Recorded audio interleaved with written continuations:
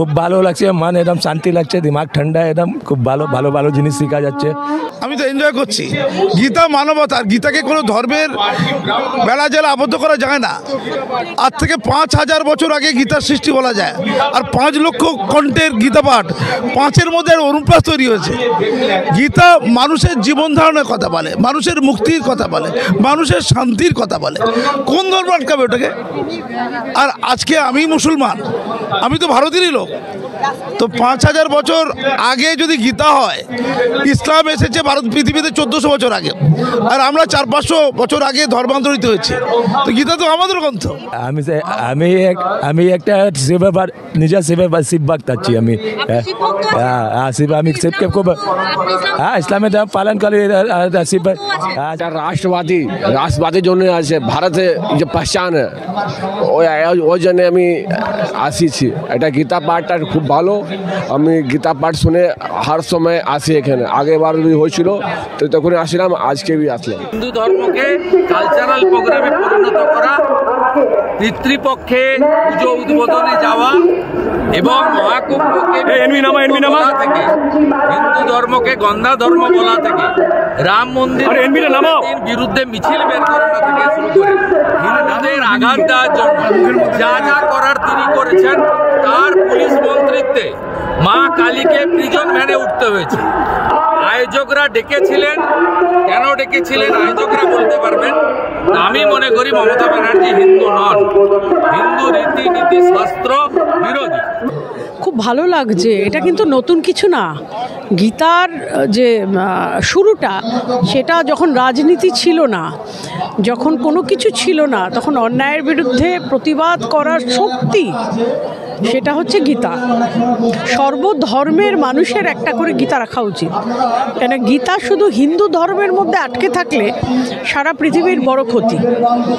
কেন গীতায় অন্যায়ের বিরুদ্ধে শুধু উঠে দাঁড়ানো নয়, এমনকি অন্যায়টা যদি নিজের পরিবার করে, খুব আপনজন করে, তাহলেও ন্যায় প্রতিষ্ঠা করার জন্য, ধর্ম প্রতিষ্ঠা করার জন্য মানুষের উঠে দাঁড়ানো। সুতরাং গীতাটা শুধু হিন্দু ধর্মের মধ্যে আবদ্ধ নয়, গীতা আমাদের অস্তিত্ব। আজকে এই গীতা পাঠের অনুষ্ঠানে মুখ্যমন্ত্রীকেও জানানো হয়েছিল নিমন্ত্রণ, কিন্তু তিনি এসে উপস্থিত হলেন না, গতবারেও আসেন।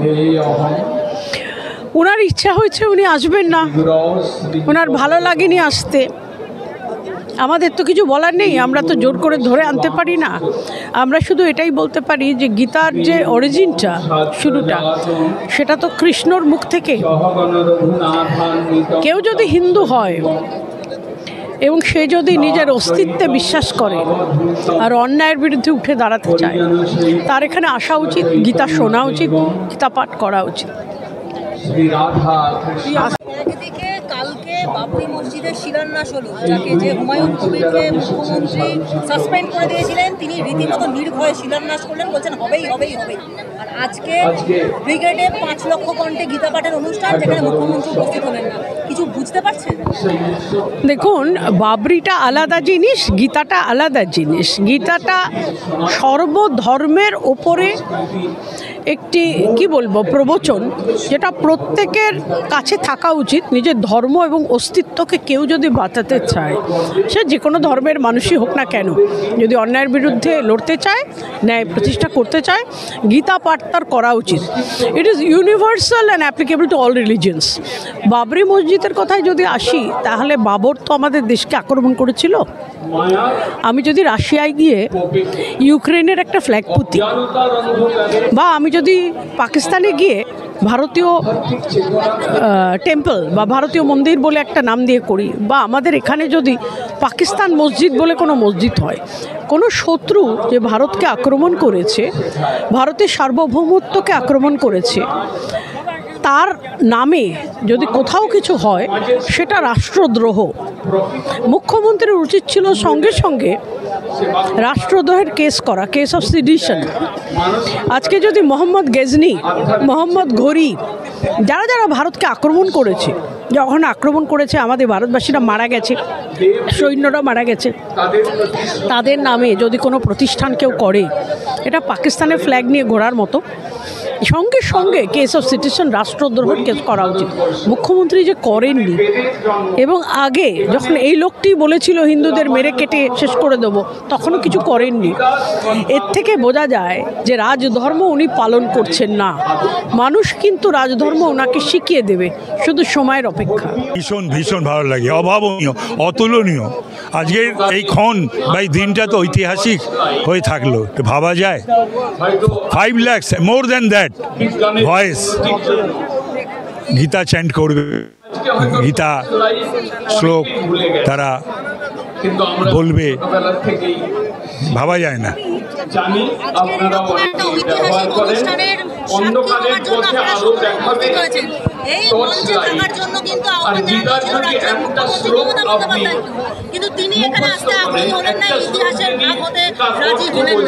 না, উনি ঈদের নমাজে যাবেন, গিয়ে হিন্দু ধর্ম গন্ডা ধর্ম উচ্চারণ করতেও খারাপ লাগবে, যাতে বাংলা তথা ভারতবর্ষের হিন্দুরা ক্ষুব্ধ এবং আহত। কিন্তু এখানের আমন্ত্রণে উনি আসবেন না, এটা অন্তত বাংলা বা ভারতবর্ষের মানুষেরা, বাঙালি এবং হিন্দু যারা, তারা অন্তত এইটা বুঝছে। খুব ভালো লাগছে। গীতা জয়ন্তীর সময় গীতা পাঠের অনুষ্ঠানে আমি প্রত্যেক বছরই যাই, এই বছর এসছি।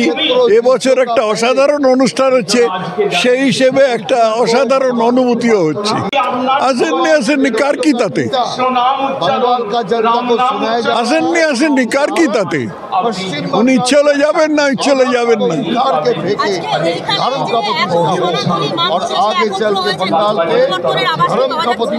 না, এটা কোনো রাজনৈতিক অনুষ্ঠান নয়, এখানে এটা একটা ধর্মীয় অনুষ্ঠান। এখানে মানুষকে ভগবদ গীতার মতন একটা পবিত্র গ্রন্থের যে উৎপত্তি যে ভূমিতে হয়েছিল, সেই ভূমির মানুষকে গীতার মাহাত্ম্য স্মরণ করিয়ে দেওয়া হচ্ছে। সেই মাহাত্ম্যটা স্মরণ করিয়ে দেওয়ার জন্য এই অনুষ্ঠান, এর সঙ্গে রাজনীতির কোনো সম্পর্ক নেই। এ তো অবিস্মরণীয় ঘটনা। গোটা পৃথিবীতে 5 লক্ষ কণ্ঠে গীতা পাঠ মনে হয় প্রথম। আমি তো এনজয় করছি। গীতা মানবতার, গীতাকে কোনো ধর্মের বেলা জেলা আবদ্ধ করা যায় না। আজ থেকে 5000 বছর আগে গীতার সৃষ্টি বলা যায়। আর 5 লক্ষ কণ্ঠের গীতা পাঠ, 5-এর মধ্যে অনুপ্রাস তৈরি হয়েছে। গীতা মানুষের জীবন ধারণের কথা বলে, মানুষের মুক্তির কথা বলে, মানুষের শান্তির কথা বলে। কোন ধর্ম আটকাবে ওটাকে? আর আজকে আমি মুসলমান, আমি তো ভারতেরই লোক। তো 5000 বছর আগে যদি গীতা হয়, ইসলাম এসেছে ভারত পৃথিবীতে 1400 বছর আগে, আর আমরা 400-500 বছর আগে ধর্মান্তরিত হয়েছে। তো গীতা তো আমাদের গ্রন্থ। কোরআন যেমন আমাদের গ্রন্থ, গীতা আমাদের গ্রন্থ। কোরআনের শ্রেষ্ঠ বক্তব্যগুলো আমরা নেব, গীতার শ্রেষ্ঠ বক্তব্যগুলো আমাদের জীবনযাপনের কাজে লাগাবো। এই উদারতা থাকা দরকার। মানুষের মধ্যে যারা কাটাতারে বেড়া তৈরি করছে, তারা কোরআনেরও নয়, তারা গীতারও নয়। তিনি রাজনীতি করলেন, তার মন্দির মন্দির মন্দির মন্দির, তাকে দেখে হুমায়ুন কবির বলছে মসজিদ মসজিদ মসজিদ মসজিদ, দুটি পলিটিক্স। গীতার পবিত্রতাকে তিনি গ্রহণ করতে পারলেন না, অবগাহন করতে পারলেন না, এটা তার ব্যর্থতা। আমি এসেছি, কার্তিক মহারাজ দেখেছিলেন, অনুরোধ করেছেন, উনি আমার বাড়িতেও গিয়েছিলেন। কার্তিক মহারাজের আন্তরিকতা, তার পবিত্রতা, তার উন্নত মার্গতা ধর্ম জাতিতে আটকানো যায় না। সব ধর্মেই মহান লোক থাকে। আমাদের সনাতনী ধর্মেও সমাজও রয়েছে। মাসুম আক্তারা কি তার বাইরে যেতে পারে? এ দেশ আমার, এই জাতি আমার, এই ঐতিহ্য আমার, এই সংস্কৃতি আমার, কি করে তাকে দূরে ফেলতে পারি? তাই আশা, তাই এই ভালোবাসা। আমি ইন্ডিয়ারে থাকি, আমি একটা রাষ্ট্রবাদী মুসলিম। এটা ইন্ডিয়ারে ট্রেডিশন আছে, সবে মজহব তো ফলো করতে ভালো আছে, ঠিক আছে। যারা দেশভক্ত আছে ওরা ইন্ডিয়ান ট্রেডিশন ফলো করবে। তা আপনার কপালে দেখলাম ত্রিশূলেরও ছাপ রয়েছে। হ্যাঁ, ত্রিশূলের ছাপ আছে। শিবের হাতের অস্ত্র। আমি একটা নিজের শিব ভক্ত আছি। আমি আমি শিবকে খুব ইসলামের ধর্ম পালন করি। শিব খুব ভালো লাগছে, মন একদম শান্তি লাগছে, দিমাগ ঠান্ডা, একদম খুব ভালো ভালো ভালো জিনিস শেখা যাচ্ছে, খুব ভালো লাগছে। মুখ্যমন্ত্রী আজকে আসেননি, কিছু বলবেন? এখানে তো মুখ্যমন্ত্রী আসার কথা ছিল। মুখ্যমন্ত্রী আসলে ওরা ভোট ব্যাংকটা নারাজ হয়ে যাবে, ভোট পাবেন না, এই জন্য আসেছেন না। আপনি তো সবাই জানেন ভোট ব্যাংক আছে, দুধের গায়ে আছে, এখানে আসবে ওখানে সব নারাজ হয়ে যাবে, ভোট চলে যাবে, এটাই ভয় আছে। অভূতপূর্ব। তার কারণ তুমি জানো আমি তো 1986-এর মেম্বার, এবং 1980 থেকে যখন পার্টির জন্ম তখন অটলজি এবং আদবানিজি বারবার বলতেন গর্ব সে বলো হাম হিন্দু হ্যায়, প্যার সে বলো হাম হিন্দু হ্যায়। আজকে সত্যি তখন মনে হতো যে কে জানে কজন বলবে, বেঙ্গলে বলতে অনেক সময় 4 বার ভাবতে হতো। আজ মনে হচ্ছে সত্যি সত্যি পুরো পশ্চিমবঙ্গের মানুষ জেগে উঠেছে, এবং গত বছর 1 লক্ষ ছিল, এখন 5 লক্ষ শুধু কণ্ঠে হবে, মানে যারা মঞ্চে আছে। আর আমরা যারা এখানে পুরো সমারোহে আছি সেটা বোধহয় আরও বেশি, আরও অনেক লোক এসছে হিন্দু জাগরণ দেখতে, হয়তো আগামী বছর আরও বেশি হবে। জানানো হয়েছিল কিন্তু তিনি এতে ইন্টারেস্টেড হলেন না, কিন্তু ঈদের নামাজ তিনি কোনোবার কিন্তু মিস করেন। সেটা আমার মনে হয় পশ্চিমবঙ্গের মানুষ পরিষ্কার বুঝতে পারছে যে ওনার এই অ্যাপিজমেন্ট পলিটিক্স করতে করতে উনি কোন জায়গায় পৌঁছে গেছে, যে উনি দুর্গা মঞ্চের উদ্বোধন করেন সেটাও হিজাব পরে, ওই মুসলমানদের মতন মাথায় কাপড় দিয়ে। ওনার একটাই হচ্ছে প্রেম পীড়িত, ভোট ব্যাংক যাই বলো, একটা বিশেষ সম্প্রদায়ের প্রতি। যে মানুষ রামের নাম শুনে, জয় শ্রীরাম শুনে গাড়ি থেকে ঝাঁপিয়ে পড়ে তাকে তাড়া করতে যায়, সে আর কৃষ্ণকণ্ঠে গীতা পাঠ শুনতে আসবে কেন? এটা আশা করাই ভুল। উনি ওই রকমই, উনি এত বড় হিপোক্রেট আর দুটো, মানে অন্তত পলিটিক্যাল হিস্ট্রি, পশ্চিমবঙ্গের পলিটিক্যাল হিস্ট্রিতে আর দুটো হয় না। খুব ভালো লাগছে, শিকড়ের টানে এখানে এসছি, মানুষ শিকড়ের টানে এসছে, কোনো রাজনীতি নেই এর মধ্যে। এবং আজ 5 লক্ষ হয়েছে, কাল 5 কোটি হবে, তারপরে 10 কোটি হবে। যত মমতা বন্দ্যোপাধ্যায় চেষ্টা করবেন মুর্শিদাবাদের মতো ঘটনা ঘটাবার, কনস্পিরেসি করে, পরিকল্পনা করে, তত মানুষ একসাথে হবে। কিন্তু এই শিকড়ের টান যেটা আপনারা অনুভব করলেন, সেটা কি মমতা বন্দ্যোপাধ্যায় অনুভব করতে পারেন না? ওনার শুধু ভোট ব্যাংক, তুষ্টিকরণের রাজনীতি। কালকে দেখেছেন পরিষ্কার, মমতা বন্দ্যোপাধ্যায়ের সাহায্য ছাড়া এই জিনিস হওয়া অসম্ভব। যেখানে ছোট একটা সোশ্যাল মিডিয়ায় পোস্ট করলে তাকে অ্যারেস্ট করা হয়, সেখানে একটা শোকজ দিয়ে হয়ে গেল। মানুষ পরিষ্কার, মানুষ বুঝতে পারছে যে সাথে সাথে উনি এক হাতে হিন্দুদেরকে দেখাতে চাইছে তিনি কতটা সফট জগন্নাথ মন্দির করে, আর অন্যদিকে উনি পুরোপুরিভাবে বাবরি মসজিদের জন্য মানুষকে উৎসাহিত করে সব মাইনরিটি ভোটগুলোকে একসাথে করার চেষ্টা করছেন। কিন্তু এইটুকু আমরা বলতে পারি, আজকে 140 কোটির দেশ আমাদের এই ভারতবর্ষ, কোনোভাবে বাবরি কখনো রিপিট হবে না, এটুকু বলতে পারি। ক্যাম্পেইন কলিংয়ের মাধ্যমে বলছি, আপনারা সবাই 2-3টে শ্লোক পড়বেন এবং তার এক্সপ্লেনেশনসগুলো পড়বেন, দেখবেন একটা নতুন, ওই যে বলছিলেন নতুন পথ দেখায়। তাই সৎ পথে থাকার জন্য, তা নইলে আমাদের কালকে বলছে বেলডাঙায় বলছে যে তৃণমূলের সমর্থক, সে বলছে হিন্দুদের গলা কেটে ফুটবল খেলবো।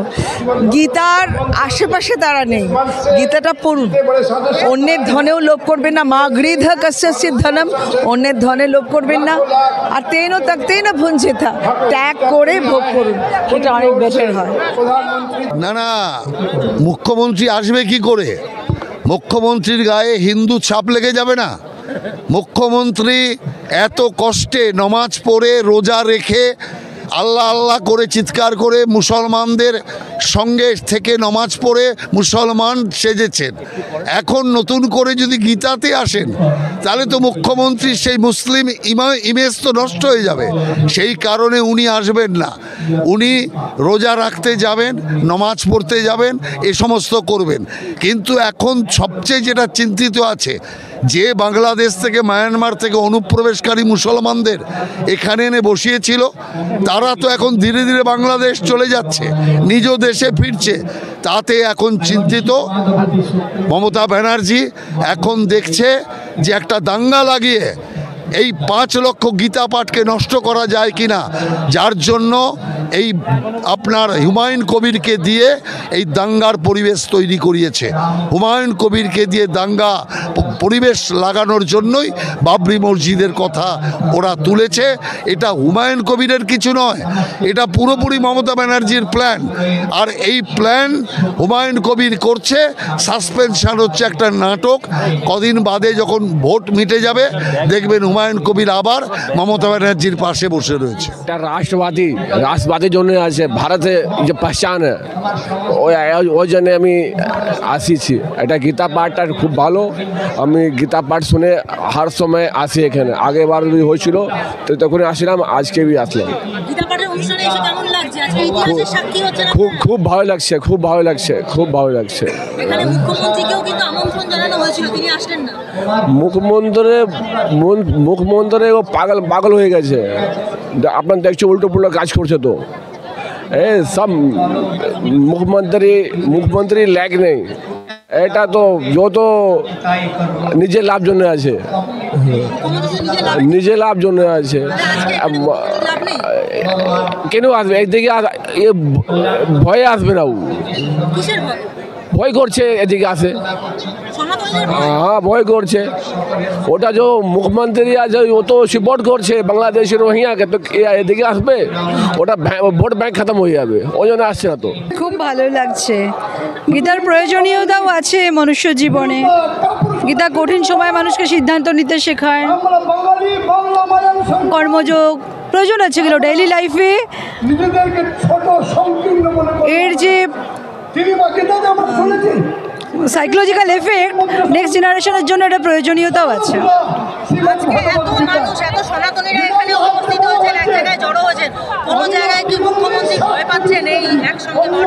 সরি, আমি এই ধরনের কোনো বিতর্কিত কোনো বিষয়ে আমি নেই। আমি আজকে স্রেফ হরে কৃষ্ণ করতে এসেছি, উচ্চারিত করতে এসেছি এবং সাধু সন্তদের মুখে আমি গীতা পাঠ শুনতে এসেছি, দ্যাটস ইট।